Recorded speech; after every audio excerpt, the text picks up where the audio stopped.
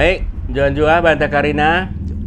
Kali ini saya akan berbincang-bincang dengan seorang anak muda yang di mata saya cukup kreatif dan aktif di berbagai bidang.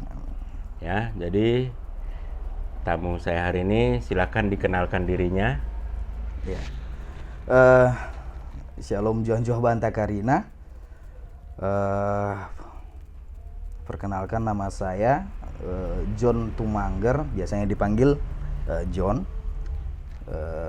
Jadi sekarang mungkin lebih sering beraktivitas di wilayah Jawa Barat, tepatnya di Bogor. Mungkin itu dulu perkenalan singkat saya. Mungkin diceritakan sedikit tentang masa-masa kecil, di mana lahir, di mana sekolahnya, apa saja yang dilakukan sampai saat ini gitu.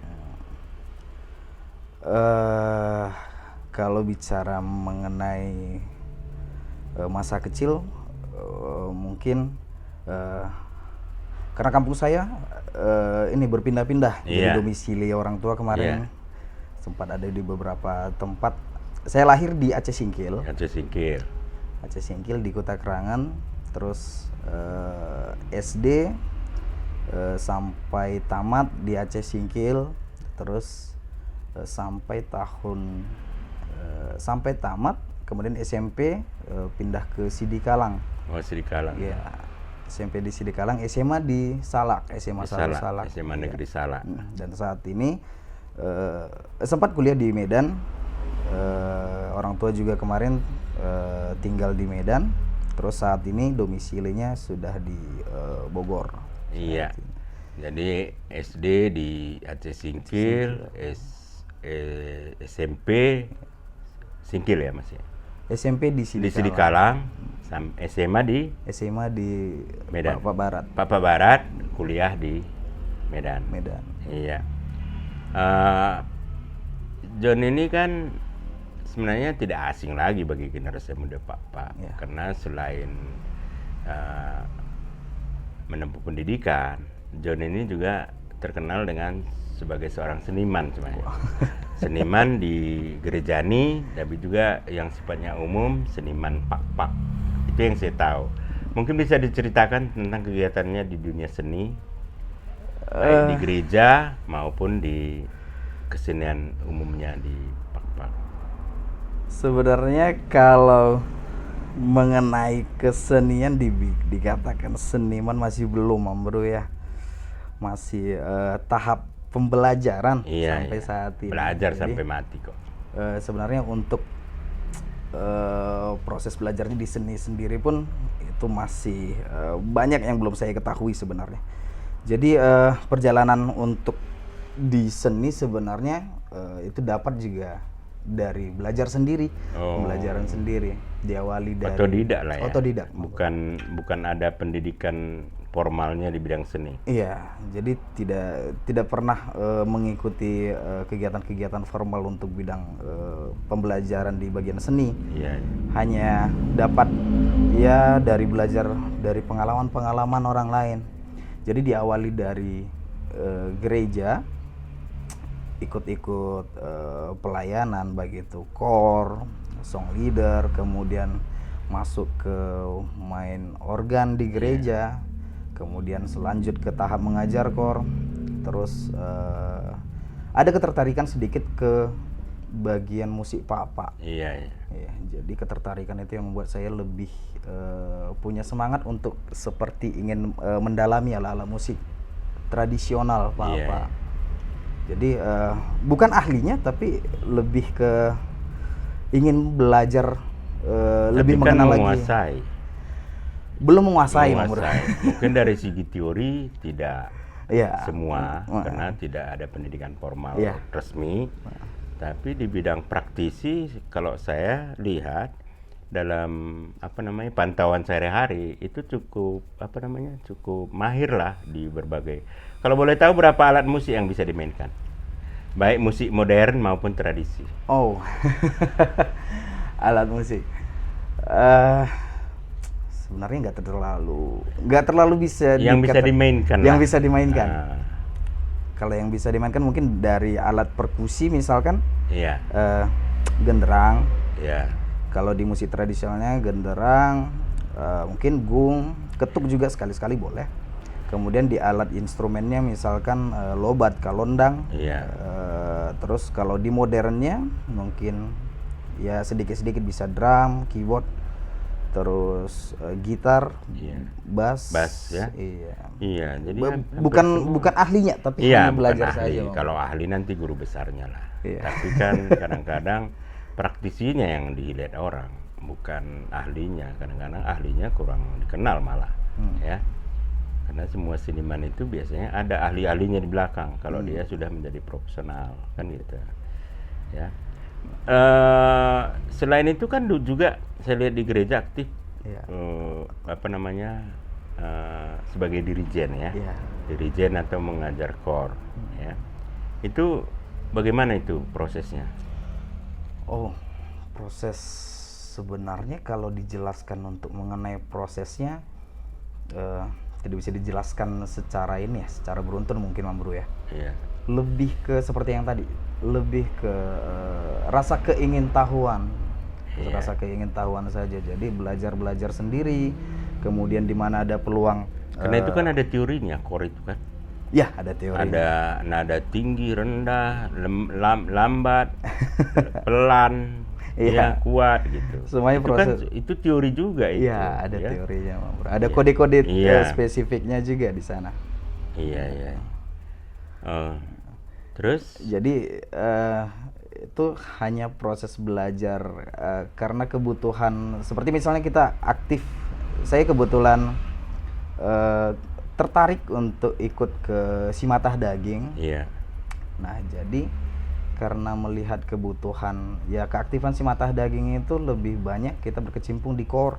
Iya. Jadi saya lebih memilih buat belajar sendiri, terus gimana caranya supaya teman-teman juga punya teman untuk diskusi buat belajar kor. Makanya saya memilih buat belajar sendiri mengenai kor sampai saya bisa untuk bukan mengajari, tapi tetap teman untuk diskusi mereka untuk belajar kor bersama. Iya. Itu kan bahasa rendah hati, ya. Tapi saya lihat prakteknya John ini sering membawa tim kor dalam pertandingan, festival gitu, dan biasanya dapat kejuaraan. Amin. Ya kan? Mungkin ada nggak lagu-lagu gereja atau lagu-lagu Pak yang pernah diciptakan? Lagu Pak ada beberapa memang, tapi hanya karya-karya kecil saja sih, Mam Bro. Ada beberapa masuk ke ini, ada beberapa masuk yang sebenarnya bukan ke kriteria lagu sih, sebenarnya masih karya-karya kecil sih. Ya, tapi ada beberapa yang sudah kita masukkan ke YouTube. Seperti misalkan ada satu pertama itu dari lagu rohani. Teguh Aku. Mungkin nanti teman-teman bisa lihat juga di channel YouTube kita. Yeah. Kemudian ada juga lagu Oang, itu yang lebih ke nuansa Pak. Terakhir itu ada Jujung Lupo. Oh, itu rohani. Lagu ini juga lagu umum, tapi Pak lebih ke tradisi. Ya, jadi teman-teman, saudara kita ini John juga sebenarnya seorang YouTuber. Mungkin dia lebih canggih dari saya. Karena saya kalau dia YouTuber yang menguasai teknologi, kalau saya YouTuber manula yang tidak menguasai teknologi, kan gitu kan. Iya. Mungkin bisa 1-2 nada dinyanyikan. Wah. Kan bisa, gak apa-apa kan? 1-2 nada. Satu kalimat. Lagu yang mana nih, Mam Bro? Ya terserah aja. Dan itu ada di YouTube-nya juga kan? Lagu yang mana ya? Terserah aja, bebas. Mungkin yang nadanya seperti ini.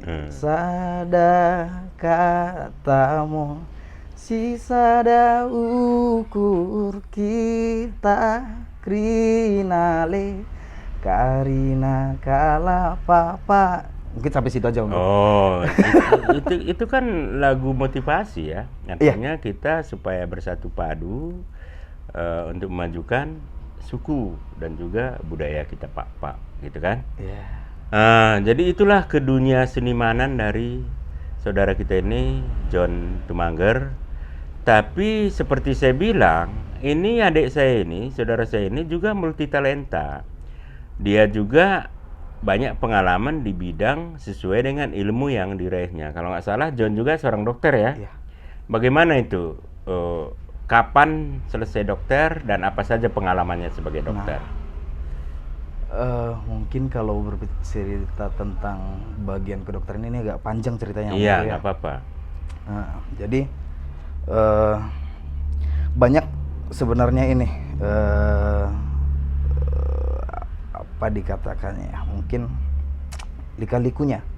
Jadi di tahun 2011 saya masuk ke perguruan tinggi, saya kuliah di Nomensen. Iya. Saya kuliah di Nomensen, Fakultas Kedokteran Nomensen ya. Jadi mulai dari SMA sebenarnya, bukan dari SMA, sebenarnya mulai dari kecil itu memang saya berkeinginan buat menjadi dokter. Iya. Jadi saya memang orangnya nekat. Jadi apapun akan saya tembus asal bisa mendapatkan yang saya inginkan gitu. Jadi mulai dari SMA setiap ada ujian SNMPTN, UMB, itu saya mengambil ke bagian kedokteran. Nah, kemudian 2011 saya masuk ke Nomensen. Kemudian setelah itu ada satu mungkin sedikit cobaan buat saya. Tepat di semester 5 itu orang tua saya meninggal dua-duanya. Iya. Nah, jadi di situ Tapi saya kan tidak patah arang kan? Ya, jadi di situ sempat mulai agak ini ya. Sempat mulai goyang. Saya sempat berhenti selama 2 tahun. 2 tahun. Ya, saya berhenti 2 tahun. Jadi di situ memang banyak suka duka yang saya alami, dan disitulah saya berproses, baik dari segi kepribadian, baik dari segi menggali potensi-potensi, termasuk juga menggali potensi musiknya. Jadi di situ mengkerahkan apa yang bisa saya buat asalkan bisa melanjutkan sekolah. Iya. Itu yang saya lakukan. Oh, jadi ada kendala dana ya? Kendala di dana, kemudian orang tua sudah pergi ya. Jadi kalau nggak salah bersamaan pula ya, nggak begitu jauh ya? Ya, hanya selang 4 bulan kemarin. Nah, jadi saya sempat berhenti. Jadi orang tua saya meninggal di tahun 2013. Ibu itu meninggal bulan 8 dulu. Kemudian dilanjut ayah itu meninggal di bulan 12. Selang 4 bulan. Nah, setelah itu saya sempat down, kemudian berhenti ada sampai 2 tahun. Di situ saya sambil bekerja, terus sempat juga mengamen. Saya sempat ngamen untuk mengisi pundi-pundi. Pundi-pundi. Ya, jadi dan puji Tuhan memang di tahun 2016 itu saya dapat mukjizat, dapat beasiswa dari Jerman, dan itu yang membantu saya sehingga kembali dilanjutkan. Ya, sampai selesai koas. Nah, kemudian di tahun 2000 kalau nggak salah 2018 akhir saya selesai koas. Kemudian 2019 akhir itu 2019 awal saya selesai koas. 2019 akhir itu saya berangkat ke Bogor, dan di situ saya mulai dulu menjejaki karir sedikit-sedikit. Dan saya baru continue kembali mengambil mungkin bisa dikatakan ijazah saya baru kemarin. Nah, jadi prosesnya cukup panjang, cukup rumit. Kalau bahasa apa-apanya sebenarnya mengkarat. Tapi tetap kan. Iya. Sekarang udah selesai semuanya. Sudah selesai, dan puji Tuhan di Depok saat ini kita sudah kecil-kecil sudah kita bangun satu klinik untuk tempat kita berladang mungkin ya. Jadi ada itu klinik kerjasama Masih kerjasama ya. Iya, mudah-mudahan kedepannya bisa lebih. Kliniknya menangani apa aja nih? Masih klinik umum. Klinik umum ya. Iya. Jadi ini ketepatan pulang kampung ya. Pulang kampung. John ini pulang kampung sekalian menyelesaikan semua kewajiban-kewajiban dan segera akan kembali ke Depok ya, karena dia di sana udah bekerja di suatu klinik ya, klinik kesehatan ya. Iya. Untuk COVID nggak ikut terlibat? Kemarin sempat ikut. Iya. Jadi di bulan 6 sampai bulan 7 di tahun lalu itu sempat terjadi KLB, kejadian luar biasa. Yang sampai PPKM ketat. Jadi kita harus pegang klinik, kita juga harus bekerja di rumah sakit. Jadi ada beberapa rumah sakit yang harus kita tangani. Sempat juga saya kena COVID. Jadi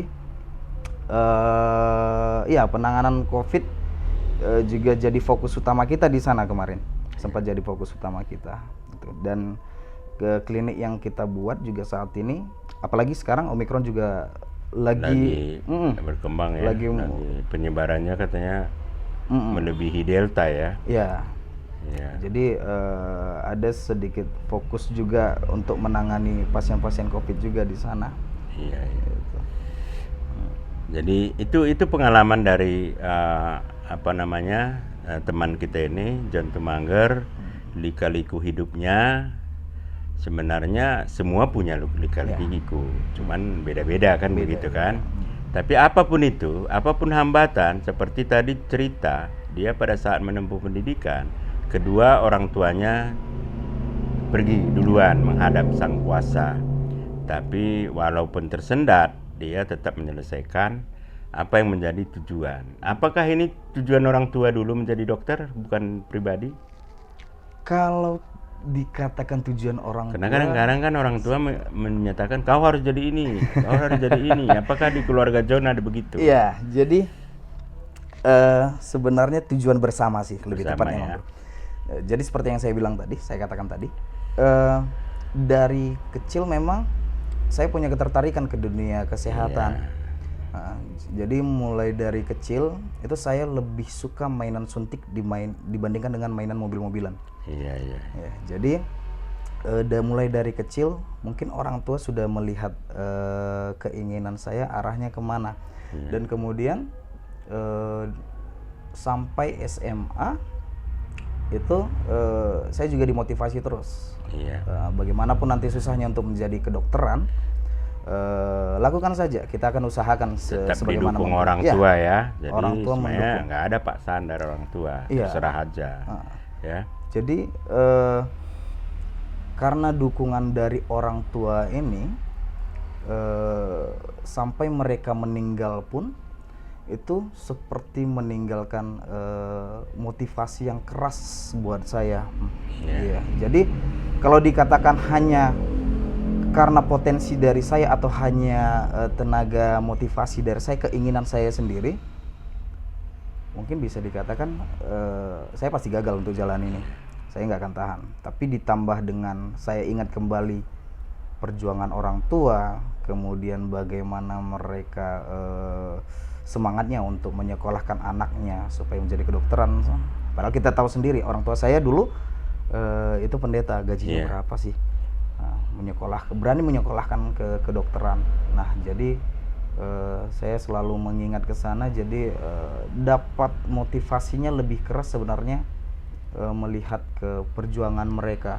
Jadi itu yang jadi bekal motivasi saya sebenarnya, ditambah lagi memang keinginan saya untuk menjadi tim kesehatan dari dulunya. Jadi ini kan memang orang tua sudah pergi dua-dua, tapi mungkin di momen kali ini apa yang mau John sebutkan, katakan? Karena kan John tadi cerita bagaimana orang tua memotivasi, padahal ekonomi sesuai dengan profesi sebagai pendeta sebenarnya agak berat gitu kan. Tadi kan kira-kira begitu. Apa yang mau John katakan dengan kedua orang tua? Karena sama-samanya kita yatim piatu, bedanya saya itu yatim piatu sudah udah tua kan gitu kan. John masih lajang, udah yatim piatu gitu. Sedikit lebih emosional ya mungkin pembahasan kita ya, berbau bawang kayaknya. Nggak apa-apa. Jadi Kan perlu kita ingat. Aku sering kok ceritakan walaupun mereka sudah nggak ada. Saya sangat begini dengan bapak saya, dengan ayah saya, dengan ibu saya gitu kan. Nggak ada masalah juga gitu kan. Nah, jadi sebenarnya ini mungkin lebih ke sesi curhat lah bro ya. Iya. Artinya kenyangan kita dengan orang tua. Ya. Nah, nggak bisa kita lupakan kok itu sampai kita mati. Nah, jadi ini mungkin agak sedikit panjang lagi ceritanya. Mungkin disingkat aja. Disingkat saja ya. Nanti jadi kalau istilah sekarang mewek ini pula kan. Untuk bahasa dari dalam sebenarnya jika ditanya sudah puas nggak perjuangan saat ini, kita merasa seperti hampa jadinya. Iya. Nah, jadi beberapa kali kendala saya, kenapa saya seperti menunda untuk mengambil ijazah saya seperti ini kendala saya sebenarnya dari dulu. Karena yang saya perjuangkan ini itu saya dapat motivasi dari orang tua. Nah, sedangkan ketika saya sudah dapatkan apa yang dicita-citakan, mereka sudah pergi. Yang memotivasi ini tidak saya temui lagi gitu. Jadi sempat saya buat di status saya kemarin, nggoku perani pagi sini suandene bapak nange idi kengoke asa mangan beras baru kita. Iya. Jadi istilahnya yang artinya mereka yang menanam padi itu saya sudah rawat padinya sampai panen. Padinya sudah sampai bagus, kemudian panen saya sudah buat menjadi beras baru, tapi untuk memakannya ini ternyata mereka nggak ikut. Iya. Gitu. Jadi itu istilahnya. Nah, perasaan puasnya itu, apresiasi dari mereka itu ternyata tidak ada kita dapatkan. Kita hanya mempercayai, ya semoga mereka juga ikut bahagia. Hanya itu saja yang kita di sana ya. Iya, jadi biar nggak berlama-lama mungkin nanti jadi cerita kesedihan pula ya. Kalau saya cerita kesedihan juga sedih juga. Jadi saya pikir ini semacam close statement aja, John. Artinya apa kira-kira nasihat atau apa untuk seangkatan atau untuk orang tua juga, apa kira-kira yang mau John katakan kepada teman-teman John? Nah, jadi sebenarnya kalau mengenai pendidikan dan motivasi diri, saya selalu bergantung pada TND namanya. Saya punya prinsip ada TND. Jadi tekad, nekat, doa. Jadi bukan hanya niat. Kita sudah tekadkan dulu dari dalam hati apa yang ingin kita capai. Jadi bukan hanya keinginan. Kemudian melakukan harus sampai nekat. Apapun saya lakukan, yang penting saya dapatkan. Kemudian dibarengi terakhir dengan doa. Jadi TND, tekad, nekat, doa. Mudah-mudahan semuanya bisa kita capai dengan keyakinan seperti saya pun yakin dengan itu, karena kalau tidak doa itu pasti tidak diridhoi kan begitu. Jadi mungkin begitu saja percakapan singkat kita hari ini. Terima kasih John sudah datang bertamu ke rumah kami di sini dan sudah menjadi tamu YouTube kami hari ini. Mudah-mudahan para penonton setia saya bisa mengambil hikmah yang bermanfaat ya. Mana tahu ada yang bermanfaat, kalau tidak pun nggak apa-apa juga kan gitu kan. Itu hanya ini. Jadi mungkin begitu saja John percakapan kita hari ini. Sebagai penutup kita sebutkanlah juah-juah karena kita orang Pak kan. John Tumangger Pak atau Tumangger Pak asli Pak ya. Asli Pak. Jadi karena saya pun brutu Pak ya. Jadi kita sebutkanlah sapaan kita itu juah-juah 3 kali baru terakhir nanti oang. Ya. Juan-juah, oang.